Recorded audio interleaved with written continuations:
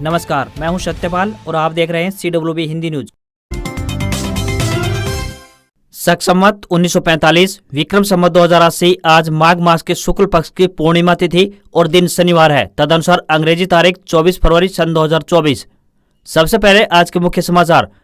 किसान आंदोलन अपडेट। किसानों का दिल्ली कूच 29 फरवरी तक टला। हरियाणा में पुलिस चौकी पर पथराव, गाड़ियों में तोड़फोड़, 40 घायल। हरियाणा सरकार ने दूसरे कार्यकाल का अंतिम बजट किया पेश, सीएम ने की बड़ी घोषणाएं। Haryana budget update. हरियाणा में किसानों के कर्ज माफी पर बड़ा ऐलान, सीएम खट्टर ने बजट में की घोषणा, बताएंगे पूरी अपडेट। हरियाणा में अनुसूचित जाति एवं पिछड़ा वर्ग के लिए खुशखबरी, सरकार ने बजट में की है बड़ी घोषणा। हरियाणा के बजट में शहीद सैनिकों के परिवारों को बड़ी सौगात, शहीदों के परिवार को मिलेंगे 1 करोड़ रुपए। हरियाणा पुलिस में होने वाली 6000 सिपाहियों की भर्ती पर हुआ कोर्ट केस, केवल सीईटी पास युवाओं को दिया जा रहा था मौका। Planning board Delhi jobs update. Delhi में आई योजना सहायक के पदों पर भर्ती, बताएंगे पूरी खबर। हरियाणा के अंत्योदय परिवारों को बड़ी सौगात, तकरीबन 84 लाख लोगों को मिलेगी फ्री परिवहन सुविधा। बड़ी अपडेट। इस दिन जारी होगी प्रधानमंत्री किसान सम्मान निधि योजना की 16वीं किस्त। हरियाणा सरकार ने बिजली क्षेत्र में गरीब लोगों को दी बड़ी राहत, यमुनानगर में बनेगा नया थर्मल पावर प्लांट। सरकारी नौकरी update. Central bank of India में 3000 पदों पर निकली भर्ती, ग्रेजुएट्स को मौका, महिलाओं को फीस में है छूट। और चंद्रमा के साउथ पोल पर उतरा पहला प्राइवेट स्पेसक्राफ्ट, अमेरिकी कंपनी ने रचा इतिहास, भारत के चंद्रयान 3 के बाद ऐसा करने वाला दूसरा देश। और अब खबरें विस्तार से। पहाड़ों पर जारी बर्फबारी और बारिश के चलते अभी सुबह और शाम के वक्त लोगों को हल्की ठंड का एहसास होता रहेगा। वहीं इसी बीच बारिश की गतिविधियां भी देखने को मिल सकती हैं। वहीं दोपहर के वक्त अब लोगों को हल्की गर्मी महसूस होने लगी है। मौसम विभाग की माने तो अभी पूरी तरह से ठंड की विदाई नहीं होगी। पहाड़ों पर जारी बर्फबारी और बारिश के चलते अभी सुबह और शाम के वक्त लोगों को हल्की ठंड का एहसास होता रहेगा। ऐसे में इस महीने के अंत तक अधिकतम तापमान 29 डिग्री सेल्सियस तक पहुँच सकता है, जिसके बाद लोगों को गर्मी का सामना करना पड़ सकता है। मौसम विभाग के मुताबिक 24 से 26 फरवरी तक आसमान में आमतौर पर बादल छाए रहेंगे।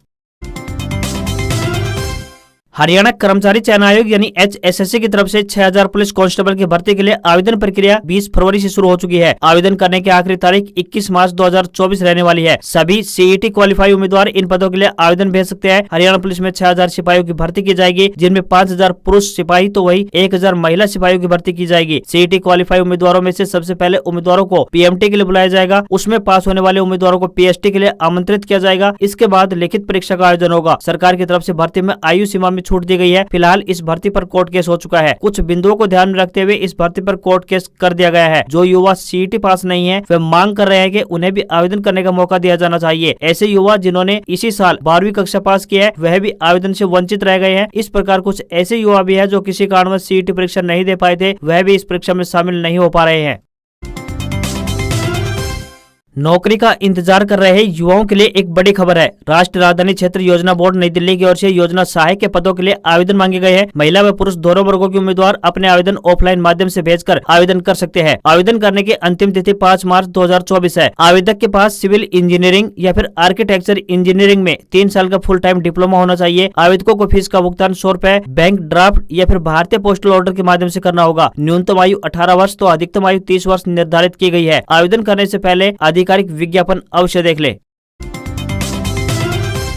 हरियाणा के सीएम मनोहर लाल खट्टर ने बतौर वित्त मंत्री अपनी सरकार के दूसरे कार्यकाल का आखिरी बजट पेश किया। इस दौरान उन्होंने कहा कि लगातार 5वीं बार बजट पेश करना मेरे लिए गर्व की बात है। इस बार सदन में सीएम ने किसान, जवान और राज्य के विकास पर जोर दिया। मुख्यमंत्री मनोहर लाल खट्टर ने बजट पेश करते हुए कहा कि मेरा गाँव जगमग गाँव योजना के तहत 5805 गाँव को 24 घंटे बिजली दी जा रही है। यमुनानगर में 800 मेगावाट के थर्मल पावर प्लांट के लिए 6900 करोड़ रुपए की लागत से इसके निर्माण का टेंडर हाल ही में भारत हैवी इलेक्ट्रिकल्स लिमिटेड को दिया गया है। सीएम ने बताया कि सबसे गरीब लोगों को राहत देने के लिए 2 किलोवाट तक घरेलू कनेक्टेड लोड वाले टैरिफ श्रेणी 1 के उपभोक्ताओं के लिए MMC यानी कि मासिक न्यूनतम शुल्क को खत्म कर दिया गया है। इस कदम से सबसे गरीब परिवारों को लगभग 180 करोड़ रुपए की राहत मिलने वाली है। हरियाणा के मुख्यमंत्री मनोहर लाल ने वित्त मंत्री के रूप में अपने दूसरे कार्यकाल का अंतिम बजट पेश किया है। उन्होंने कहा है कि यह बजट 1,89,000 करोड़ रुपए का है, जो पिछले बजट से 11% ज्यादा है। इस साल कोई नया टैक्स नहीं है। मुख्यमंत्री ने कहा कि वर्ष 2024-25 में योगशालाओं सहित 500 हेल्थ एंड वेलनेस सेंटर स्थापित किए जाएंगे। कर्मचारी राज्य बीमा निगम ने हिसार, रोहतक, अम्बाला और सोनीपत में 100 बिस्तरों वाले नए अस्पतालों और करनाल में 30 बिस्तरों वाले नए अस्पताल की स्थापना की मंजूरी दी है। मुख्यमंत्री ने हरियाणा के 5,47,000 किसानों के कर्ज पर ब्याज और जुर्माना माफ करने की घोषणा की है। वहीं युद्ध में शहीद हुए सैनिकों के परिवारों को दी जा रही 50 लाख रुपए की अनुग्रह राशि को बढ़ाकर 1 करोड़ रुपए कर दिया जाएगा। सीएम ने कहा कि बजट में 8 नए सरकारी पशु चिकित्सालय और 18 नए सरकारी पशु औषधालय खोलने का प्रस्ताव किया गया है। सरकार ने 17 मोबाइल पशु चिकित्सा इकाइयों के लिए अनुबंध पर हस्ताक्षर किए। सेवाएं जल्द शुरू होने की उम्मीद है। वर्ष 2024-25 में 500 नए सीएम पैक्स स्थापित करने का प्रस्ताव बजट में रखा गया है। सीएम ने कहा कि पैक्स ग्रामीण क्षेत्रों में समृद्धि के नए द्वार खोलेगा और सहकारी आंदोलन को फलने फूलने के लिए एक मंच प्रदान करेगा। वहीं 30 सितंबर 2023 तक लिए गए फसली ऋण पर ब्याज और जुर्माना के मूलधन का भुगतान 31 मई 2024 तक अगर कर दिया जाता है तो कर्ज माफ करने की घोषणा की गई है, बशर्ते कि किसान मेरी फसल मेरा ब्यौरा पोर्टल पर पंजीकृत होने चाहिए। वहीं सूर्योदय योजना के तहत मध्यम वर्ग और गरीब लोगों के घरों की छतों पर रूफटॉप सोलर पैनल लगाए जाएंगे। केंद्र सरकार द्वारा 2 किलोवाट के पैनल के लिए 60,000 रूपए तक की सब्सिडी प्रदान की जाएगी। जिन 1 लाख गरीब परिवारों की औसत मासिक बिजली खपत 200 यूनिट तक की है और जिनकी वार्षिक आय 1,80,000 रूपए तक है, उनके लिए 50,000 रूपए तक की अतिरिक्त सहायता योजना शुरू करने का भी प्रस्ताव है। हरियाणा अंत्योदय परिवार परिवहन योजना के तहत मुफ्त यात्रा का लाभ 1 लाख रुपए तक की सालाना आय वाले 22,89,000 परिवारों को मिलने वाला है। इसमें तकरीबन 84 लाख लोग शामिल हैं। इस योजना पर लगभग 600 करोड़ रुपए की लागत आने की संभावना है। यह जानकारी बजट सत्र में सीएम मनोहर लाल खट्टर ने शुक्रवार को दी है। बता दें कि हरियाणा सरकार अंत्योदय परिवारों के लिए एक नई योजना लेकर आई है, जिसका नाम हरियाणा अंत्योदय परिवार परिवहन योजना यानी कि हैप्पी है। इस योजना के लागू होने से प्रदेश के अंत्योदय परिवारों को हरियाणा राज्य परिवहन की बसों में मुफ्त यानी फ्री यात्रा करने का लाभ मिलेगा। योजना के तहत अंत्योदय परिवारों को प्रति वर्ष 1000 किलोमीटर तक मुफ्त यात्रा का लाभ दिया जाएगा। इस योजना का लाभ केवल ऐसे परिवारों को मिलेगा जिनमें 3 से अधिक सदस्य हैं और उनकी वार्षिक पारिवारिक आय 1 लाख रुपए से कम है। निःशुल्क यानी फ्री यात्रा सुविधा का लाभ पाकर अंत्योदय परिवारों को पैसे की बचत कर आर्थिक मदद मिलेगी।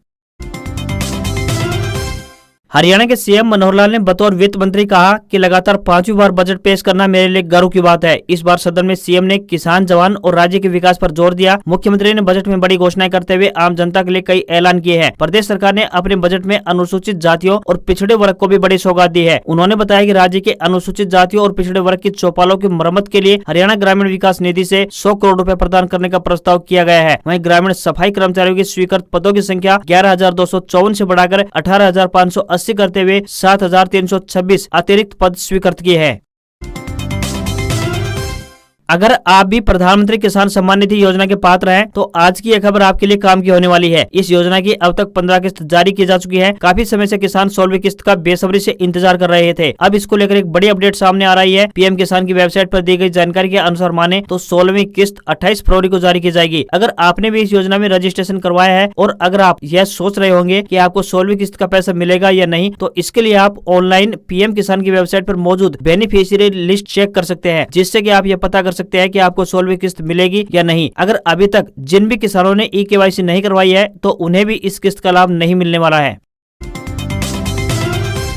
मुख्यमंत्री मनोहर लाल ने हरियाणा के 5,47,000 किसानों के कर्ज का ब्याज और पेनल्टी माफी की घोषणा की है। उन्होंने कहा कि हरियाणा में जो किसान 30 सितंबर 2023 तक का कर्ज 31 मई 2024 तक जमा कराते हैं तो उनका ब्याज और पेनल्टी माफ कर दी जाएगी, बशर्ते किसान मेरी फसल मेरा ब्यौरा पोर्टल पर रजिस्टर्ड हो। सीएम ने कहा कि प्रदेश में 6 स्थानों पर 6 बोटनिकल गार्डन विकसित करने का प्रस्ताव किया गया है। इसके अलावा 3 नए उत्कृष्टता केंद्र भी स्थापित किए जाएंगे। उन्होंने कहा कि साल 2024-25 में गंभीर रूप से लवणीय और जल भराव वाली 62,000 एकड़ भूमि का सुधार करने का लक्ष्य निर्धारित किया गया है। मनोहर लाल ने बताया कि बजट में 8 नए राज्य के पशु अस्पताल और 18 नए राज्य के पशु औषधालय खोलने का भी प्रस्ताव किया गया है। सरकार ने 17 मोबाइल पशु चिकित्सा इकाइयों के लिए अनुबंध किया है और ये सेवाएं जल्द शुरू होने की उम्मीद है।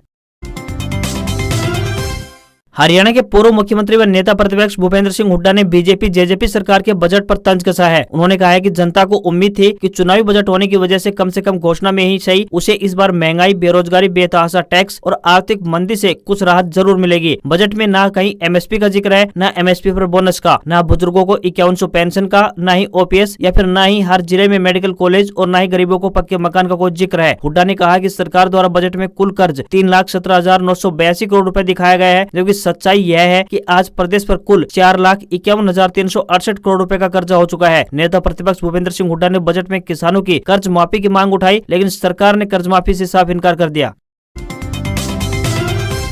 किसान आंदोलन का शुक्रवार को 11वां दिन रहा। संयुक्त किसान मोर्चा यानी एसकेएम ने दिल्ली कूच का फैसला अब 29 फरवरी तक टाल दिया है। किसान मजदूर मोर्चा के कोऑर्डिनेटर श्रवण पंदेर ने शाम को खनौरी बॉर्डर पर मीडिया को यह जानकारी दी है। इसके पहले शुक्रवार को किसानों ने ब्लैक डे मनाया। शंभू बॉर्डर पर किसानों ने काले झंडे लहराए और काली पट्टियां बांधी। हरियाणा पुलिस ने आंदोलन कर रहे किसान नेताओं के खिलाफ राष्ट्रीय सुरक्षा कानून यानी एनएसए के तहत कार्रवाई का फैसला वापस लिया है। इससे पहले गुरुवार को अंबाला पुलिस ने कहा था कि प्रदर्शन के दौरान सरकारी संपत्ति को हुए नुकसान की भरपाई आंदोलनकारी किसान नेताओं से की जाएगी। इसके लिए उनकी संपत्ति, कुर्क और बैंक खाते सीज किए जाएंगे। वहीं पंजाब सरकार ने खनौरी बॉर्डर पर मरे बठिंडा के किसान शुभकर्ण के परिवार को 1 करोड़ रुपए मुआवजा और बहन को सरकारी नौकरी की घोषणा की है। फिलहाल दिल्ली कूच का फैसला किसानों ने 29 फरवरी तक टाल दिया है।